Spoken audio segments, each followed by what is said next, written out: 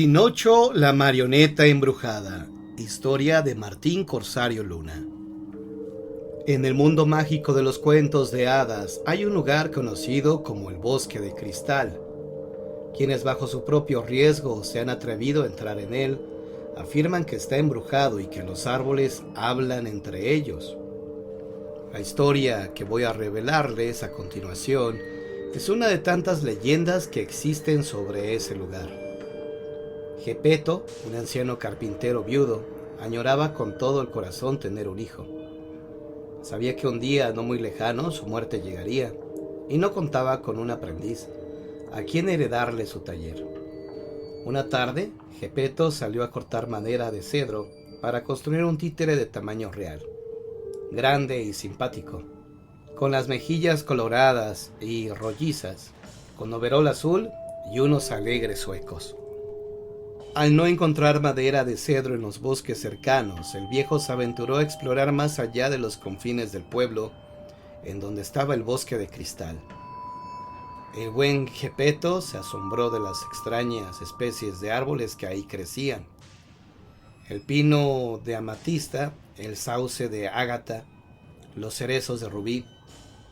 Sin embargo, el viejo maestro carpintero, testarudo como era, seguía buscando su madera de cedro. A punto estaba de perder la esperanza cuando un buen pedazo de tronco lo golpeó con malicia en las espinillas. El leño rogaba por alguien que se lo llevara a su casa e hiciera un lindo mueble con él, y Gepeto así lo hizo. Trabajó toda la noche y parte del día siguiente sin descanso. Cuando pudo ver completa su obra, se asombró mucho. Al muñeco de madera lo único que le hacía falta era hablar. Colocó su creación entre una princesita encantada y el hombre más fuerte del mundo. ¡Qué bien has quedado! Te llamaré Pin 6 o Pin 7. No, será mejor que te llame Pinocho. Gepeto apagó las luces y cayó rendido en su cama. Cuando se durmió, Pinocho comenzó a mover su cuerpo. En su frente le crecieron dos pequeños cuernos y en la parte baja de la espalda una cola de diablito. La enorme marioneta de tamaño real se sacudió la viruta y soltó una carcajada malévola. Pero la cosa no paró ahí. Utilizando los poderes conferidos por el bosque embrujado de cristal, hizo que todas las marionetas de Gepeto cobraran vida propia. Vamos, hermanitos, vayamos afuera a causar caos y destrucción. ¿Quién dijo eso? Soy Pepe Negrillo, el saltamontes más malo del mundo, y quiero guiarte en tu camino. Si quieres hacer maldades, necesitarás un consejero. Y así, la comitiva de marionetas y saltamontes escapó en medio de la noche para crear caos mientras el pueblo dormía. Empezaron por la casa del pastelero. Las marionetas, comandadas por Pinocho, entraron a la cocina, rompieron los costales de harina y azúcar y generaron tal escándalo que terminaron por despertar al pastelero y a su esposa. Entonces Pinocho y Pepe Negrillo les arrojaron tartas y pastelillos en la cara, haciéndolos huir de su propio hogar. Cuando no quedó piedra sobre piedra, las marionetas se fueron marchando hacia la siguiente casa, que pertenecía al sastre. Regaron agujas, alfileres y telas. Una marioneta de arlequín se enredó en tantos hilos que parecía que un plato de espagueti le había caído sobre la cabeza. Mientras tanto, Pinocho destrozaba pantalones, trajes y vestidos a diestra y siniestra, con las tijeras del maestro sastre. Pepe Negrillo palmeaba y bailaba en su hombro, contento de formar parte de tan maligna comitiva. De pronto apareció el sastre en pijama, sosteniendo una lámpara de aceite. ¡Qué horror! ¡Qué desastre!, lloraba el hombre ante las miradas burlonas de las marionetas malvadas. Poco a poco el escándalo despertó a todo el pueblo, incluyendo a Gepeto. El viejo carpintero se asomó por su ventana para ver qué pasaba, y no pudo más que horrorizarse ante el caos causado por Pinocho y su ejército de marionetas. Gente corriendo por todos lados, incendios por aquí y por allá, vidrios rotos y gallinas huyendo de títeres hambrientos. Entre la multitud asustada, Gepeto pudo reconocer el sombrero de pluma de su creación. Cuando se dio cuenta de que la destrucción la había causado la marioneta que con tanto esfuerzo había creado, Gepeto decidió ponerle fin al problema por sí mismo. Tomó su hacha de leñador y buscó a las marionetas embrujadas para destruirlas una por una. Las cabecitas de madera rodaban por toda la villa. Un jefe apache fue partido por la mitad. Una bailarina gitana quedó reducida a astillas. Casi al amanecer, Gepeto ya sudaba a chorros y respiraba agitadamente por el esfuerzo. Solo le faltaba destruir a Pinocho. El anciano carpintero se acomodó los lentes y miró a su alrededor con atención. Siguiendo la luz de las farolas de la calle, pudo distinguir la silueta de Pinocho, sacándole la lengua y huyendo hacia el muelle, siempre acompañado y mal aconsejado por Pepe Negrillo. Gepeto, que a su edad ya no estaba para esos trotes, subió a un carruaje tirado por un caballo, fuerte y joven, y fue tras las marionetas. Pero Pinocho estaba ya muy lejos. Se había subido a un bote y se dirigía a una isla en donde había un parque de diversiones abandonado. Sin embargo, Gepeto no se desanimó y subió a otro bote para perseguirlo. Reme que reme, llegó hasta la isla donde Pinocho y Pepe Negrillo estaban escondidos. Gepeto tomó el hacha y avanzó con cautela por entre los carruseles y las tiendas abandonadas. Repentinamente el muñeco de madera saltó sobre su espalda y se encaramó sobre él como si se tratara de un toro salvaje. ¡Arre, caballito, arre!, gritaba jubiloso Pepe Negrillo, que en una de esas fue aplastado como mosquito por las palmas callosas de Gepeto. Entonces Pinocho lo tiró de los cabellos y le tapó los ojos, esperando que eso lo hiciera tropezar y caer sobre las vías de la montaña rusa. En ese preciso instante, un rayo de sol asomó por el horizonte y pegó en los ojos de Pinocho, convirtiéndolo en una marioneta de cristal sin vida. Gepeto tomó al muñeco, le ató una piedra al tobillo y lo dejó caer por la borda en las aguas profundas del mar. Con el tiempo, el anciano carpintero consiguió un aprendiz huérfano y bueno, a quien pudo heredarle su taller y los secretos de su oficio. En cuanto a Pinocho, la marioneta embrujada, fue tragado por una ballena. Aún está buscando la forma de salir de su barriga.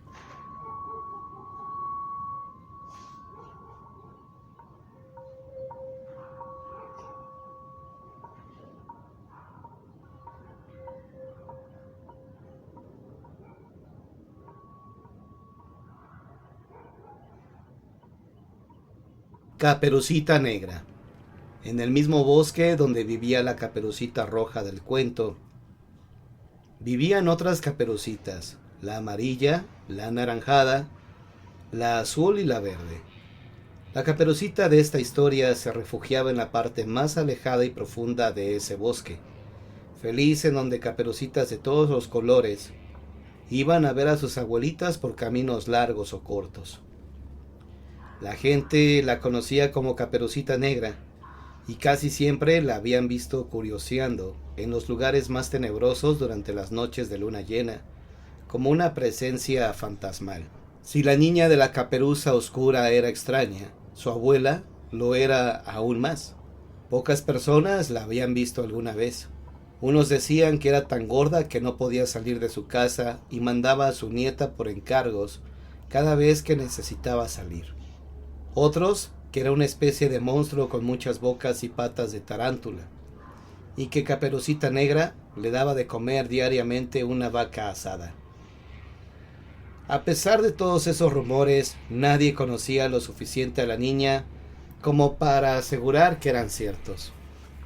Pero lo que los lugareños daban por hecho es que la anciana tenía conocimientos de magia negra, y Caperucita a menudo iba a la parte más aterradora del bosque a buscar los ingredientes que su abuela necesitaba para preparar sus pócimas. ingredientes que la mayoría de las brujas guarda en pequeños frascos con etiquetas, como verrugas de sapo, ojos de libélula, colas de lagartija y colmillos de murciélagos. En cierta ocasión bajó de las montañas un hombre peludo y extraño. Su ropa estaba hecha una calamidad sucia y harapienta. Su barba era abundante y espesa y su cuerpo velludo y flaco. Solía refugiarse en una cueva tenebrosa y llena de murciélagos. Parecía más bien tímido y huraño, pero detrás de su rostro temeroso y barbudo ocultaba un terrible secreto. Estaba marcado por la maldición del hombre lobo. El hombre lobo acechaba a Caperucita como una bestia salvaje. Quería comérsela con todo y zapatos. Varias veces la había seguido hasta la profundidad del bosque, pero la había perdido la pista de repente, como si la tierra se lo hubiera tragado. Caperucita aparecía y desaparecía precisamente cuando el hombre lobo creía que la había acorralado. Así pasaron los meses y el hombre lobo comenzaba a desesperarse, por lo que tuvo una idea: engañaría a Caperucita y después se la comería con toda tranquilidad. A la mañana siguiente, el hombre lobo salió muy temprano de su cueva y se dirigió al bosque oscuro. Casualmente, Caperucita Negra había salido a cortar hongos venenosos para su abuelita. «Buenos días, Caperucita», la llamó en tono meloso el hombre lobo. «¿Qué estás haciendo por aquí tan temprano?». Caperucita sonrió inocentemente y contestó: «Corto hongos venenosos para prepararle un remedio a mi abuelita enferma. Está tan delicada la pobre». «Es una terrible pena», fingió interesarse el hombre lobo. «Si quieres, yo podría ayudarte llevándome esa canasta de hongos a la casa de tu abuelita, mientras tú sigues buscando los otros ingredientes». Los ojos de Caperucita Negra se iluminaron de repente. «¿De verdad? ¡Qué amable! Te diré cómo llegar por el camino más corto. Sigue vereda arriba. Llegarás a una senda despejada y rodeada de árboles preciosos. Cruza el puente roto, sube por los riscos de Malvadisco. Después gira a la izquierda y sigue el sendero de las flores. Yo iré por el camino largo. Nos encontraremos en la casa de mi abuela». El hombre lobo tomó la canasta y siguió las instrucciones de Caperucita Negra al pie de la letra. Después de andar un largo tramo, el hombre lobo se dio cuenta de que el camino no se parecía en nada al que le había descrito la niña de la caperuza oscura.